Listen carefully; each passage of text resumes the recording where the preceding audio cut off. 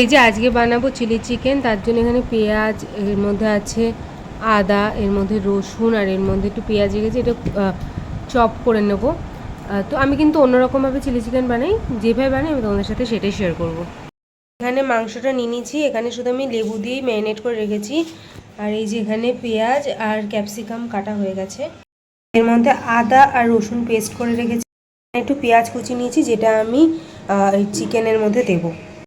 এর মধ্যে এখানে একটা ডিম নিয়ে নিয়েছি, এখানে একটু নুন, হলুদ, গোলমরিচ গুঁড়ো, শুকনো লঙ্কা গুঁড়ো, আদা রসুন পেস্ট, পেঁয়াজ, আর এইদিকে নিয়েছি কর্নফ্লাওয়ার আর অল্প একটু ময়দা।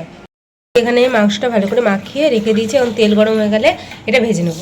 এই যে এখানে মাংসগুলো দিয়ে দিয়েছি ভাজার জন্য। এই যে এখানে কিছু ভেজেছি, এখানে আরও আছে। এই যে এখানে এগুলো ভাজছি।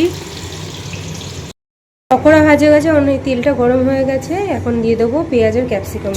পেঁয়াজের ক্যাপসিকামটা হালকা করে ভেজে নেব। আর এই সসের মিক্সটা বানিয়েছি, এর মধ্যে অল্প একটুখানি সোয়া সস দিয়েছি আর কেচাপ দিয়ে মিক্স করে রেখেছি। এর মধ্যে নুন, ব্ল্যাক পেপার, শুকনো লঙ্কা আর একটু চিনি দিয়েছি, আর আদা রসুনের পেস্ট আমি দিয়েছি। এই সস যেটা বানিয়েছি সেটাকে এখন দিয়ে দেবো।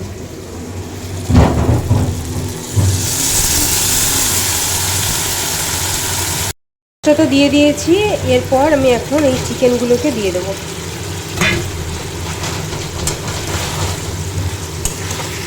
এই যে এবার এর মধ্যে আমি অল্প একটু জল দিয়ে দিচ্ছি, যে এর মধ্যে একটু কর্নফ্লাওয়ার গুলে রেখেছি।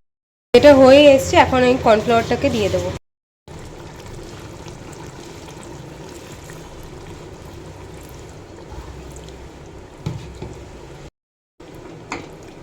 এই যে দেখুন, এটা হয়ে গেছে।